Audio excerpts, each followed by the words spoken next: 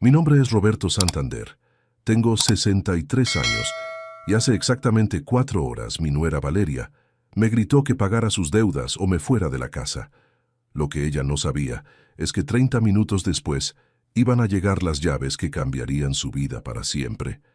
Imagínate la escena.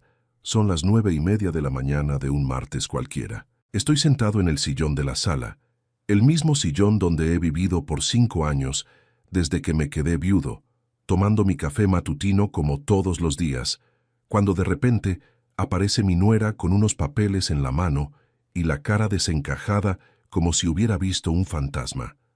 Roberto, me dice con esa voz temblorosa que usa cuando está al borde de un ataque de nervios, tenemos que hablar urgente.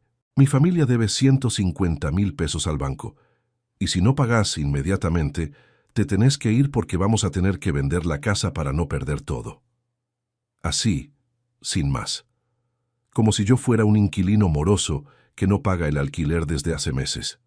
Como si después de 5 años viviendo bajo el mismo techo, después de todos los asados familiares, después de todas las noches que me quedé despierto cuando mis nietos tenían fiebre, yo fuera simplemente un extraño que ocupaba espacio. Roberto, ya no podemos más, me dice con esa voz aguda que usa cuando está nerviosa. Los del banco nos van a embargar todo si no pagamos antes del viernes. Y como vos vivís acá gratis, lo mínimo que podés hacer es ayudarnos. No podemos seguir manteniendo a alguien que no aporta nada mientras nosotros nos hundimos en deudas. Gratis. Esa palabra me dolió más que cuando el médico me dijo que tenía que operarme del corazón el año pasado. Más que cuando enterramos a mi querida Elena después de 40 años de matrimonio. Porque resulta que esta casa donde supuestamente vivo gratis es la casa que yo ayudé a comprar con los 200,000 pesos de mi indemnización cuando cerró la fábrica textil donde trabajé 30 años. Esta casa donde vivo gratis es la casa a la que le pagué todas las reformas cuando llegué, la casa donde financié la ampliación del garage, la casa donde cambié toda la instalación eléctrica porque estaba en mal estado. Pero aparentemente nada de eso contaba cuando llegaba la hora de cobrarme facturas. Pero acá viene lo que mi nuera Valeria y mi hijo Diego jamás imaginaron. Al día siguiente, en lugar de ofrecerles directamente mi dinero, decidí ir a hablar con alguien que pudiera darme una perspectiva objetiva sobre mi situación. Fui al banco donde tenía mi cuenta de ahorros y pedí hablar con el gerente, un hombre joven pero experimentado que conocía mi historia, porque mi difunta Elena había trabajado en esa sucursal durante 15 años como cajera y nos conocía a los dos desde hacía décadas. «Señor Santander», me dijo después de que le expliqué toda la situación familiar, «entiendo perfectamente su dilema. Usted quiere ayudar a su familia, pero también tiene que proteger su propio futuro económico. Es una situación muy común entre personas de su edad». Me explicó que había muchos casos de adultos mayores que habían vaciado sus ahorros para ayudar a hijos o nietos en dificultades económicas y que después se habían encontrado sin recursos cuando ellos mismos necesitaban asistencia médica, cuidados especiales, o cuando las relaciones familiares se deterioraban y se quedaban sin apoyo. También me contó sobre un programa especial del banco, exclusivo para clientes con historial crediticio impecable como el mío, que ofrecía inversiones de corto plazo con rendimientos muy atractivos. «Señor Santander», me dijo, «tengo una propuesta que podría interesarle. Es una inversión especial, solo para clientes preferenciales, que puede duplicar su dinero en 6 meses». Me explicó que se trataba de un programa piloto del banco en asociación con el gobierno, diseñado específicamente para personas mayores que habían perdido sus viviendas por ayudar a familiares en problemas económicos. La mecánica era simple pero efectiva. Yo podía invertir mis ahorros en un plazo fijo especial de 6 meses. Durante esos 6 meses no podía tocar el dinero bajo ninguna circunstancia. Al final del periodo, no solo recuperaba mi dinero original, sino que el banco me pagaba el doble como parte de los beneficios del programa. Pero había un componente adicional que hacía la propuesta aún más atractiva. Si durante esos 6 meses yo perdía mi vivienda por razones de solidaridad familiar, es decir, si me veía obligado a irme de la casa de mis familiares porque no podía ayudarlos económicamente debido a que mi dinero estaba invertido, el gobierno me daba prioridad absoluta para acceder a una vivienda social en el mejor barrio residencial de la ciudad. No cualquier vivienda social, sino casas de 3 dormitorios con jardín, en un barrio especialmente diseñado para adultos mayores con ingresos medios. El programa se llamaba Dignidad en la Vejez y había sido creado justamente para evitar que las personas mayores fueran maltratadas o expulsadas de sus hogares por familiares que solo los valoraban por su capacidad de aportar dinero. Era un riesgo calculado, pero también era una oportunidad única. Si mis sospechas sobre la actitud de Diego y Valeria eran correctas, si realmente me veían solo como una fuente de recursos económicos y no como un miembro valioso de la familia, esta inversión me iba a dar la oportunidad de descubrirlo de la manera más clara posible. Si al final de los 6 meses ellos seguían valorándome por quién era, independientemente de mi capacidad económica, yo tendría el doble de dinero para ayudarlos y para asegurar mi propio futuro. Si no, tendría una nueva casa propia y la libertad de empezar una nueva vida a los 63 años. Firmé todos los papeles sin contarle a nadie en la casa. Era mi dinero, mi decisión, mi futuro. Pero había algo más en este plan que el gerente no me había explicado completamente al principio. Después de firmar, me entregó un folleto con información adicional sobre el programa. Resultaba que esta inversión no era solo una oportunidad financiera. Era parte de un estudio sociológico más amplio sobre las relaciones familiares intergeneracionales en Argentina. El gobierno quería documentar cuántas personas mayores estaban siendo maltratadas o expulsadas de sus hogares por familiares que solo los toleraban mientras pudieran contribuir económicamente. Si al final del proceso yo podía demostrar que efectivamente había sido tratado mal o expulsado por no poder aportar dinero durante el periodo de inversión, no solo recibiría la casa y el dinero duplicado, sino que mi caso sería usado como ejemplo para expandir el programa a nivel nacional. Era una manera de convertir una situación personal dolorosa en algo útil para otros adultos mayores que podrían estar pasando por experiencias similares. También significaba que todo lo que pasara durante esos 6 meses iba a estar documentado y respaldado oficialmente. Durante estos 6 meses, mientras Diego y Valeria se hundían cada vez más en deudas, yo mantuve mi secreto. Cada vez que me pedían plata, les decía que tenía que cuidar mis ahorros. No mentía del todo, técnicamente no podía tocar ese dinero porque estaba invertido, pero ellos interpretaban mi negativa como egoísmo puro. Las peleas se intensificaron. Valeria me hacía comentarios crueles. Roberto, no es justo que nosotros nos matemos trabajando mientras vos vivís como un rey. Roberto, si no vas a ayudar, al menos no estorbes, como si mi existencia fuera un problema que tenían que tolerar. La situación llegó al límite la semana pasada cuando el banco mandó la notificación final. 150,000 pesos antes del viernes, o embargo total. Mientras Valeria seguía gritándome sobre las deudas y los embargos, gesticulando con esos papeles del banco como si fueran una sentencia de muerte, yo la miraba y pensaba en todo lo que había pasado para llegar hasta este momento tan amargo. No siempre fui este viejo al que le gritan por dinero en su propia casa. No siempre fui este hombre que, según mi nuera, no aporta nada a la familia. Durante 30 años fui Roberto Santander, operario especializado de la fábrica textil más importante de la región. El tipo al que llamaban cuando había que resolver problemas complicados en las máquinas. El que nunca faltó un solo día en 3 décadas de trabajo. Fui el marido que llegaba a casa todos los días a las 6:15 de la tarde, el que nunca se olvidó un aniversario, el que trabajó doble turno durante años para pagarle los estudios universitarios a Diego. Hace 5 años, cuando murió mi esposa Elena, que en paz descanse, después de una batalla de 8 meses contra un cáncer que se la llevó de a poco pero sin piedad, Diego me propuso que viniera a vivir con ellos. «Papá», me dijo mientras salíamos del cementerio después del funeral, «vos no podés quedarte solo en esa casa tan grande. Cada rincón te va a recordar a mamá y te vas a volver loco de tristeza. Venite con nosotros, total acá hay lugar, y los chicos van a estar contentos de tener al abuelo cerca. También vas a poder ayudarme con algunas cosas de la casa que yo no sé hacer, vos que tenés tanta experiencia arreglando todo. En ese momento me pareció no solo una buena idea, sino la única idea sensata. Acababa de perder a la mujer de mi vida después de 40 años de matrimonio, 40 años de despertarme al lado de la misma persona, 40 años de compartir café en la misma mesa todas las mañanas. La casa donde habíamos vivido toda nuestra vida adulta se sentía vacía, fría, llena de fantasmas y recuerdos que me dolían cada vez que pasaba por al lado.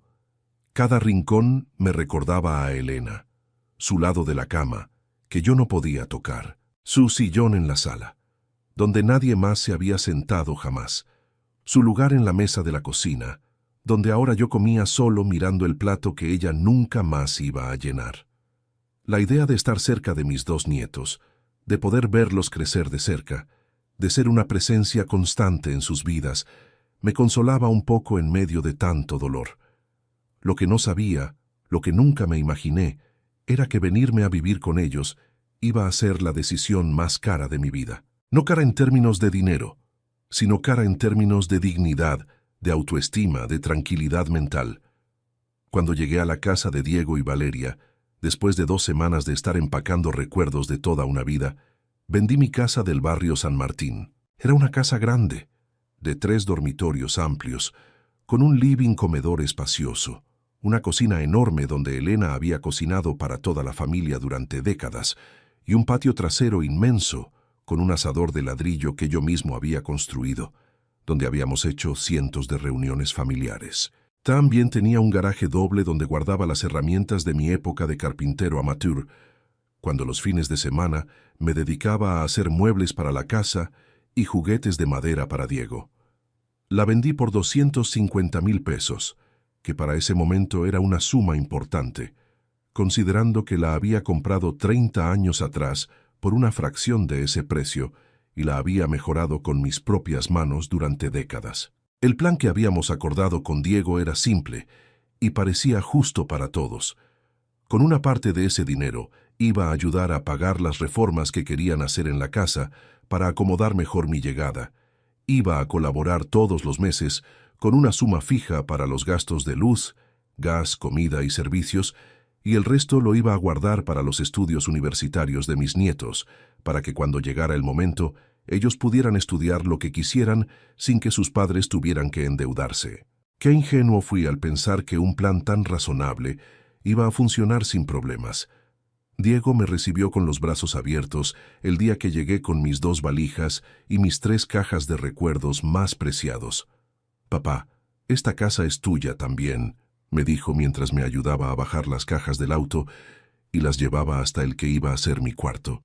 «Acá vas a estar mejor cuidado que viviendo solo. Vas a tener compañía cuando la necesites. Vas a poder descansar sin preocuparte por mantener una casa entera. Y los chicos van a aprender un montón de cosas con su abuelo. Van a poder escuchar todas esas historias tuyas que yo les contaba cuando eran más chicos. Van a conocer de dónde vienen, cuáles son las tradiciones de la familia». Los primeros meses fueron como una luna de miel familiar. Valeria me cocinaba mis comidas favoritas, especialmente esos tallarines con tuco que ella sabía hacer exactamente como a mí me gustaban. Los chicos venían a mi cuarto todas las noches a escuchar historias sobre cuando su papá era pequeño, sobre la época en que yo trabajaba en la fábrica, sobre los viejos tiempos cuando las cosas eran diferentes.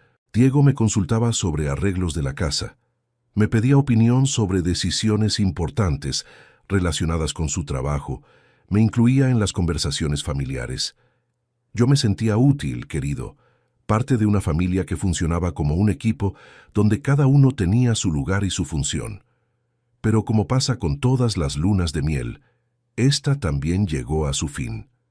De a poco, casi imperceptiblemente al principio, las cosas empezaron a cambiar. Los cambios eran tan sutiles que al principio pensé que me los estaba imaginando, que era mi inseguridad de hombre mayor lo que me hacía ver problemas donde no los había.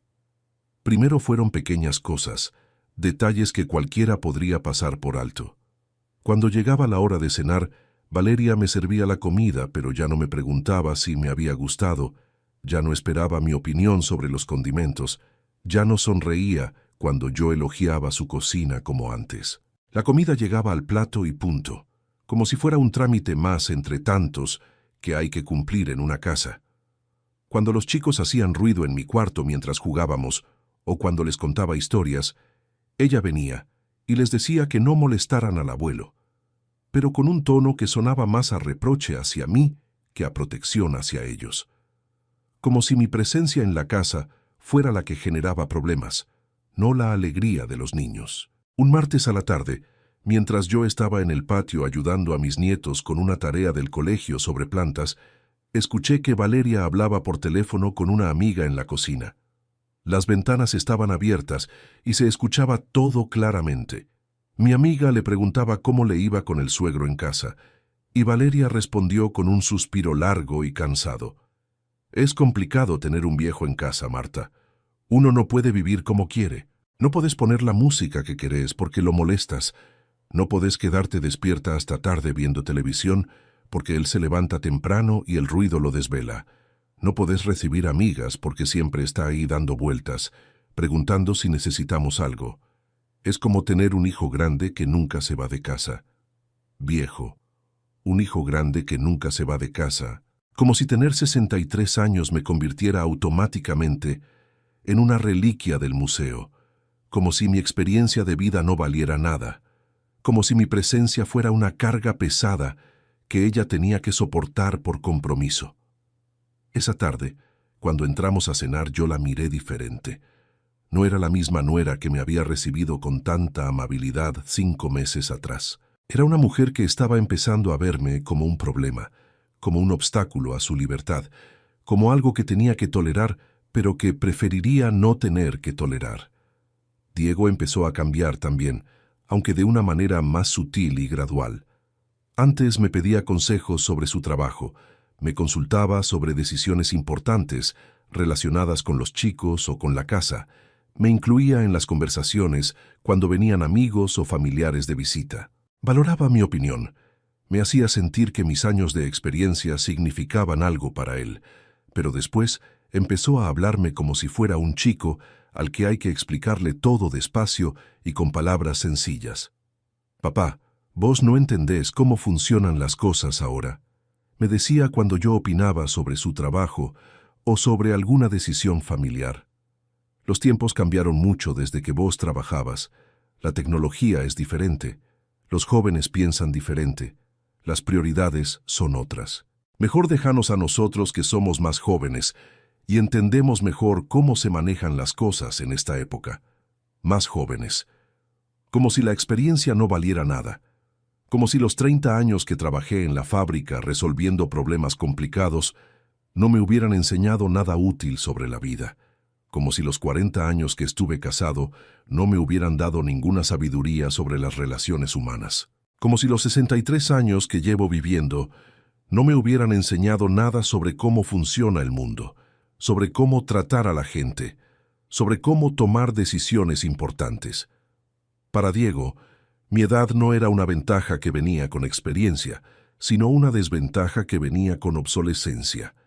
Los domingos, que antes eran días familiares donde cocinábamos juntos y pasábamos la tarde charlando en el patio, se convirtieron en días incómodos donde yo sobraba. Diego se quedaba en su cuarto trabajando en la computadora o mirando partidos de fútbol. Valeria aprovechaba para hacer llamadas telefónicas largas con sus amigas o para ponerse al día con cosas de la casa. Los chicos se iban a jugar a casas de amigos o se quedaban pegados a los videojuegos. Y yo me quedaba solo en el living, mirando televisión o leyendo el diario, sintiéndome como un fantasma en una casa que supuestamente también era mi casa. Un domingo después del almuerzo, mientras tomábamos café en la mesa, traté de iniciar una conversación sobre algo que había visto en las noticias. Era una nota sobre los problemas económicos que estaban empezando a afectar a muchas familias de clase media, sobre cómo la gente estaba teniendo dificultades para llegar a fin de mes. Me parecía un tema interesante e importante para hablar en familia, pero cuando empecé a comentar lo que había visto, Diego me cortó a la mitad de la primera oración. Papá, no empecemos con política en la mesa. Nosotros ya tenemos bastantes problemas como para encima ponernos a discutir sobre cosas que no podemos cambiar. Yo no estaba hablando de política, estaba hablando de economía familiar, de cosas que nos podían afectar a todos, pero para Diego cualquier tema serio era demasiado complicado para incluirme en la conversación. Valeria, que antes me incluía cuando contaba anécdotas o cuando planeaba actividades familiares, empezó a hablar como si yo no estuviera presente. Cuando planificaban salidas de fin de semana, hablaban entre ellos sin preguntarme si quería participar. Cuando contaban historias sobre cosas que habían pasado durante la semana, se dirigían únicamente entre ellos, como si yo fuera parte del mobiliario. Cuando llegaban amigos de visita, me presentaban de forma rápida y protocolar, y después seguían con sus conversaciones sin incluirme. Roberto es el papá de Diego, decía Valeria, y después se olvidaba completamente de que yo estaba ahí. Más jóvenes, como si la experiencia no valiera nada. Como si los 30 años que trabajé en la fábrica, los 40 años que estuve casado, los 63 años que llevo viviendo, no me hubieran enseñado nada útil. Los problemas económicos de Diego y Valeria empezaron hace 1 año y medio, no de repente sino gradualmente, como esas enfermedades silenciosas que van debilitando el cuerpo sin que uno se dé cuenta hasta que es demasiado tarde. Al principio parecían problemas menores, cosas que cualquier familia de clase media puede atravesar sin mayores dramas. Diego trabajaba como técnico en sistemas en una empresa mediana de software que desarrollaba aplicaciones para otras empresas. No era un trabajo espectacular, pero era estable, tenía un sueldo fijo decente y hasta algunos beneficios como obra social y vacaciones pagas. Valeria trabajaba mediodía como maestra jardinera en una escuela privada del barrio, lo que les daba un ingreso adicional y le permitía estar en casa cuando los chicos volvían del colegio.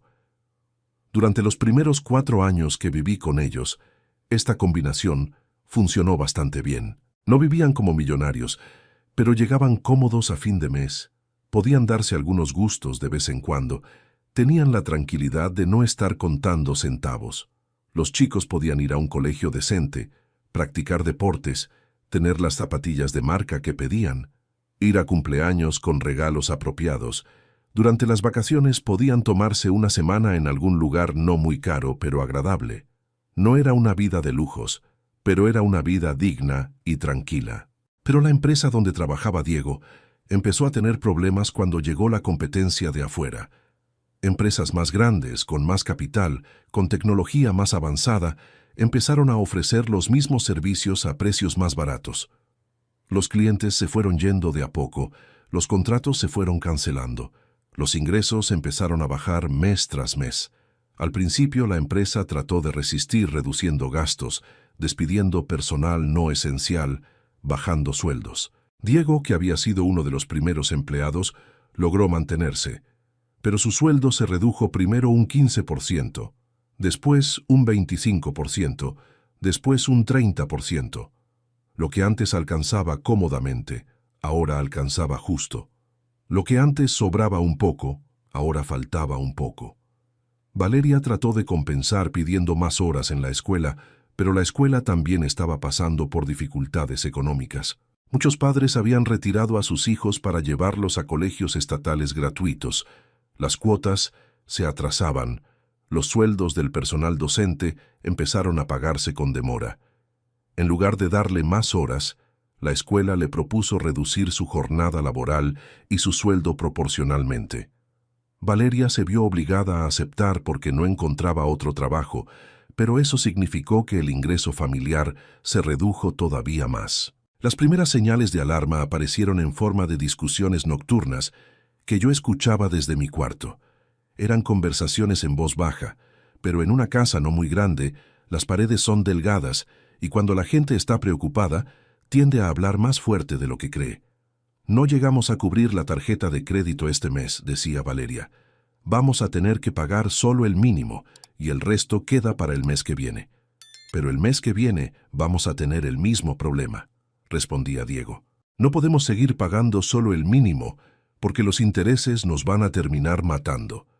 Al principio pensé que eran preocupaciones normales, el tipo de problemas temporales que cualquier familia puede tener cuando hay cambios en el trabajo o gastos imprevistos. Todos hemos pasado por épocas más ajustadas y épocas más holgadas, pero las conversaciones se fueron haciendo más frecuentes y más tensas. La lista de cosas que no podían pagar se fue haciendo más larga. Primero fue la televisión por cable, que cancelaron para ahorrar. Después fueron las salidas de los fines de semana, que se redujeron drásticamente.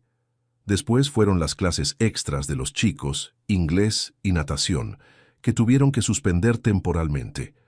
Yo trataba de mantenerme al margen, de no meterme en problemas que consideraba que eran de ellos, pero era imposible no darse cuenta de que la situación se estaba complicando. Diego llegaba a casa cada día más tenso, más callado, más preocupado. Valeria se había vuelto más irritable, más nerviosa, más propensa a discutir por cualquier pequeñez. Los chicos empezaron a preguntarme por qué papá y mamá discutían tanto, por qué ya no podían comprarse las cosas que querían, por qué mamá a veces se ponía a llorar cuando pensaba que nadie la veía. Hace 8 meses, la empresa donde trabajaba Diego finalmente quebró. No fue una sorpresa. Habían estado agonizando durante más de un año. Pero cuando finalmente cerraron las puertas, fue un golpe durísimo para toda la familia. Diego se quedó sin trabajo, sin indemnización, porque la empresa no tenía plata para pagar indemnizaciones, sin obra social, sin nada. De un día para el otro, el único ingreso fijo de la familia pasó a ser el sueldo de mediodía de Valeria, que apenas alcanzaba para cubrir 1/3 de los gastos mensuales. Al principio yo traté de ayudar de maneras indirectas, sin que pareciera caridad. Empecé a hacerme cargo de más gastos de la casa sin que ellos me lo pidieran. Cuando iba al supermercado, compraba más cosas de las que necesitaba para mí. Cuando llegaban facturas de luz o gas, las pagaba yo directamente sin esperar a que me dijeran cuánto tenía que aportar. Cuando los chicos necesitaban algo para el colegio, se lo compraba yo sin consultar con los padres. Era mi manera de colaborar sin herir el orgullo de Diego, sin hacerlo sentir que dependía de su padre para mantener a su familia. Pero la situación siguió empeorando. Diego conseguía trabajos esporádicos, changas de reparación de computadoras, trabajos temporales de 2 o 3 días, pero nada estable, nada que alcanzara para cubrir ni siquiera la mitad de los gastos familiares. Valeria tuvo que empezar a buscar trabajo de jornada completa, pero a los 42 años, sin experiencia en otras áreas más allá de la docencia y en un momento económico complicado para todo el país, no era fácil encontrar algo que pagara bien. Conseguía trabajos de pocas horas, mal pagos, sin estabilidad. Las discusiones nocturnas se convirtieron en peleas diurnas.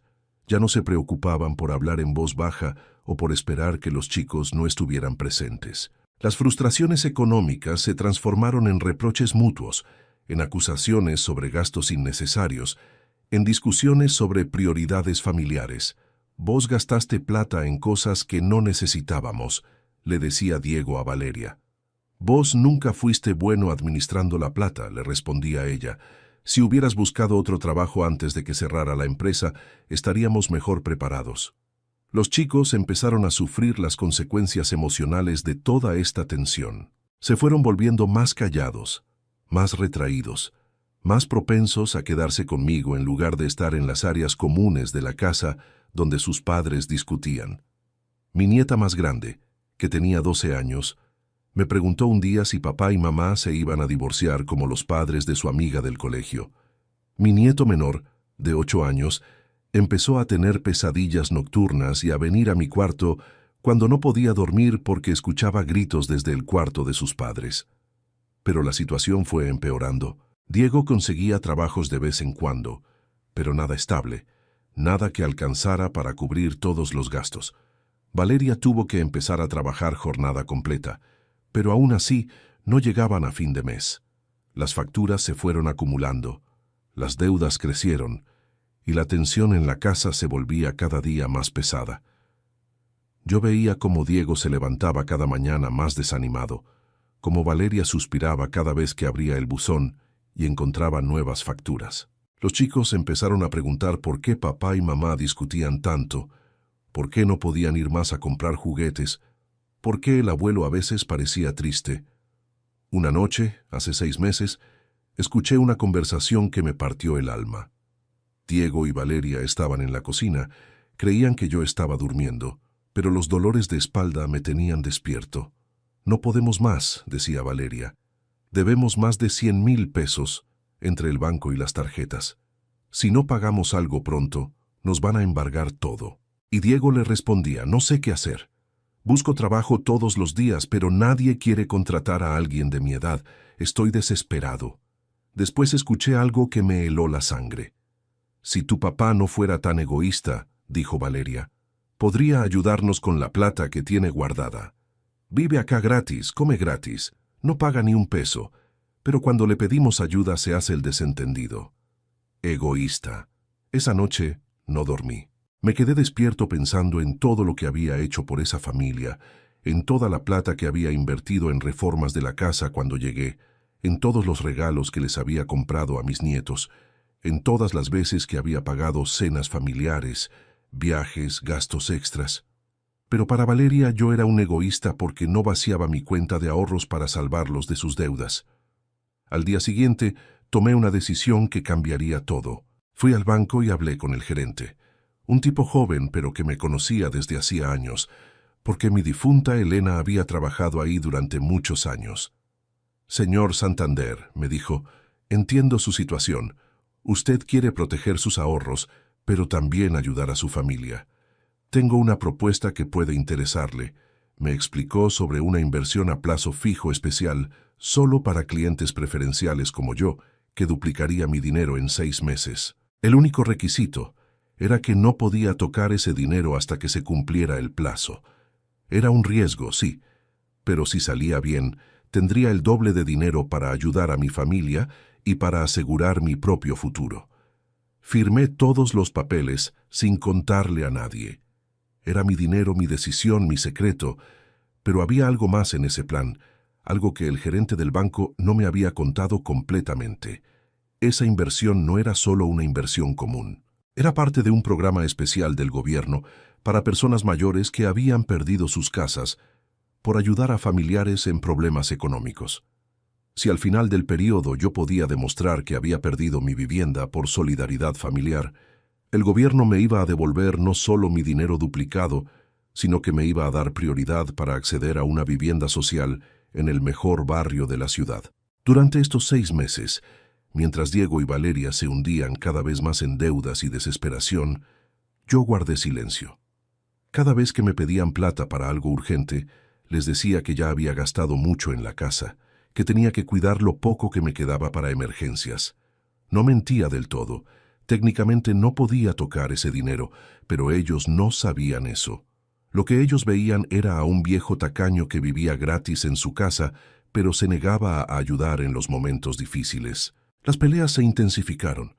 Valeria empezó a hacerme comentarios cada vez más directos. Roberto, no es justo que nosotros nos matemos trabajando mientras vos vivís como un rey sin aportar nada.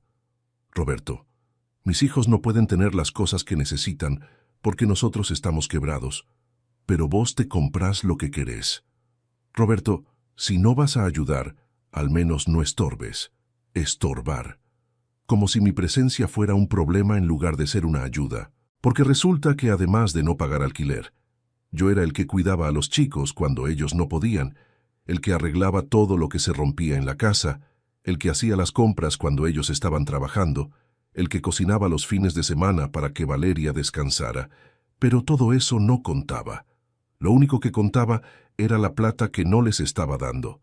Diego empezó a ponerse de parte de su mujer. Al principio trataba de mediar, de calmar las aguas, pero después se sumó a los reclamos.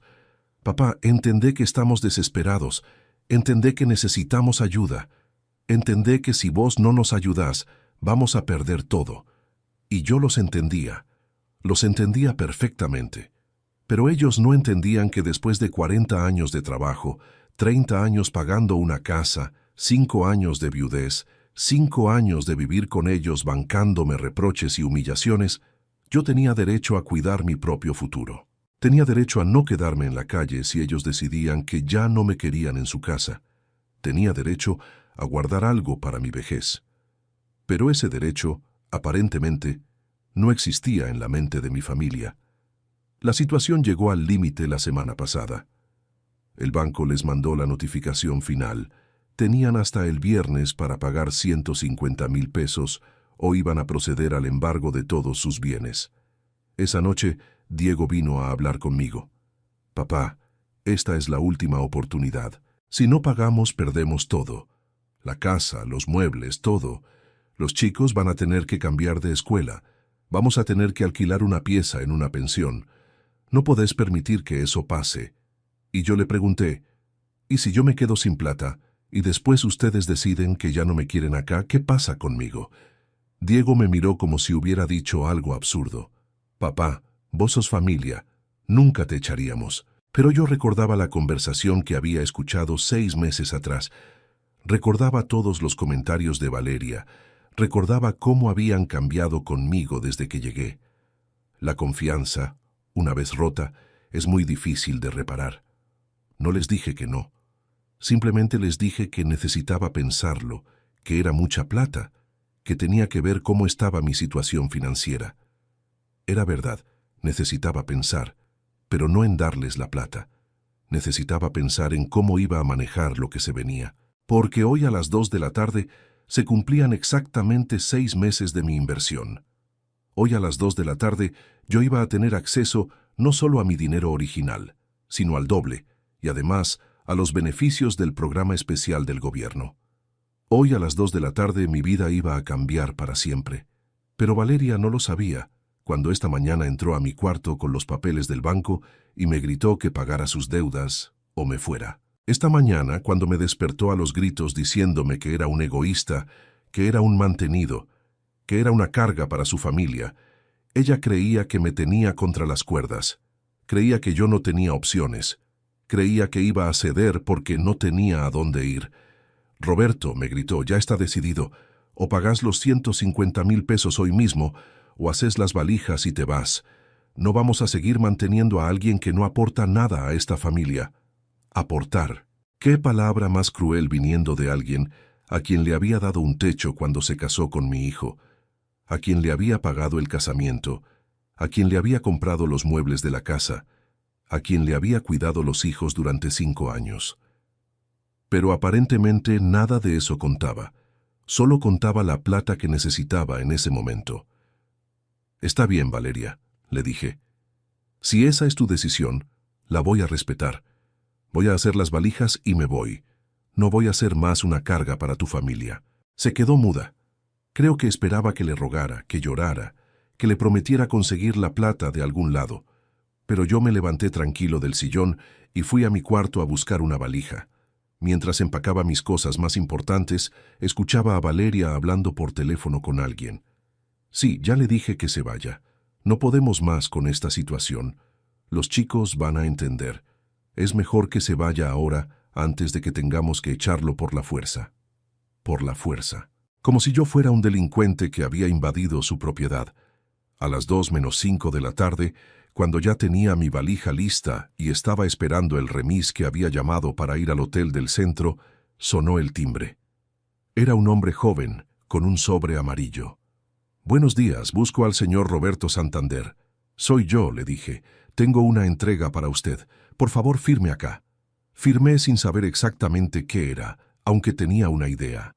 Cuando abrí el sobre, adentro había 3 llaves y una carta oficial del Banco Nación. La carta decía: «Estimado señor Santander, nos complace informarle que su inversión ha madurado exitosamente. Su nuevo saldo es de 430,000 pesos. Además, por cumplir con los requisitos del programa de vivienda social para adultos mayores, le hemos asignado la vivienda ubicada en Paseo de los Sauces 745, en el barrio residencial más exclusivo de la ciudad. Las llaves adjuntas corresponden a su nuevo hogar». Valeria había salido a ver qué pasaba con el timbre. Cuando vio que yo tenía papeles en la mano y que parecían importantes, Se acercó con curiosidad. «¿Qué es eso, Roberto?» «Son las llaves de mi nueva casa», le dije. «¿Tu nueva casa?» «Sí, Valeria. La casa de 3 dormitorios, 2 baños, jardín con piscina, garaje doble, que me asignó el banco como parte de una inversión que hice hace 6 meses. Ahí vas a poder ver por qué no podía darte la plata que me pedías». Le mostré los papeles del banco, el contrato de inversión, la carta oficial del programa de vivienda. Su cara fue cambiando de confusión a shock, de shock a horror, de horror a desesperación. «Esto no puede ser verdad», decía mientras leía los papeles una y otra vez. «Vos no podés tener tanto dinero. Vos no podés tener una casa mejor que la nuestra. No solo puedo, Valeria, lo tengo. Y lo tuve durante todos estos meses mientras vos me gritabas que era un egoísta y un mantenido». Diego aparecía en la sala. «¿Qué está pasando acá?» Su mujer no podía hablar. Solo le pasó los papeles y se quedó ahí parada, mirándome como si hubiera visto un fantasma. Diego leyó todo 2 veces. La tercera vez lo leyó en voz alta, como si no pudiera creer lo que decían sus propios ojos. «Papá, vos tenés 430.000 pesos. Sí, Diego. Papá, vos tenés una casa en Paseo de los Sauces. Sí, Diego. Papá, vos podías haber pagado todas nuestras deudas sin ni siquiera tocar la mitad de tu plata. Sí, Diego, podía. Pero no quise. ¿Por qué? Porque durante 6 meses me trataron como a un estorbo, como a una carga, como a alguien que no aportaba nada a esta familia. Porque me hicieron sentir que mi presencia era un problema, porque tu mujer me gritó que me fuera si no pagaba sus deudas. Así que me voy. Me voy a mi casa nueva, con mi plata nueva, a empezar una vida nueva donde nadie me va a faltar el respeto». Los chicos salían de sus cuartos al escuchar la discusión. «Abuelo, ¿te vas a ir?», me preguntó mi nieta más chica. «Sí, mi amor. El abuelo se va a vivir a una casa nueva. ¿Podemos ir a visitarte? Cuando sean más grandes y entiendan por qué el abuelo se tuvo que ir, sí, van a poder venir a visitarme». Valeria trataba de arreglar la situación. «Roberto, yo no sabía. Si hubiera sabido que tenías esa plata, nunca te hubiera dicho esas cosas. Pero eso es exactamente el problema, Valeria. Me trataste mal porque creías que no tenía opciones. Me faltaste el respeto porque pensabas que dependía de ustedes. Me humillaste porque creías que no tenía a dónde ir. Pero el respeto no debería depender de cuánta plata tenga alguien». Diego trataba de negociar. «Papá, podemos empezar de nuevo. Podemos cambiar las cosas. Podés quedarte acá y vamos a tratarte mejor». «No, Diego, no puedo quedarme acá porque ya sé lo que piensan realmente de mí. Sé que para ustedes soy una carga. Sé que mi presencia les molesta. Sé que solo me toleran cuando me necesitan. Y eso no es una familia. Eso es una transacción comercial». El remis que había pedido llegaba justo en ese momento. Tomé mi valija y me dirigí a la puerta. Valeria me bloqueó el paso. «Roberto, por favor, no te vayas así. Podemos resolver esto. Todavía podés ayudarnos con las deudas». Ahí en esa frase estaba todo el problema. Hasta último momento, su preocupación no era haberme lastimado, sino perder la posibilidad de acceder a mi dinero. Me subí al remis y le di al chofer la dirección de mi nueva casa. Mientras nos alejábamos, veía por el espejo cómo Diego y Valeria se quedaban parados en la vereda, mirando los papeles, tratando de entender cómo todo había cambiado en 30 minutos. Mi nueva casa era más linda de lo que había imaginado. 2 plantas, jardín con árboles frutales, una piscina pequeña pero reluciente, ventanas grandes que dejaban entrar mucha luz. El barrio era silencioso, prolijo, lleno de familias jóvenes y jubilados prósperos, justo el tipo de lugar donde uno puede envejecer con dignidad.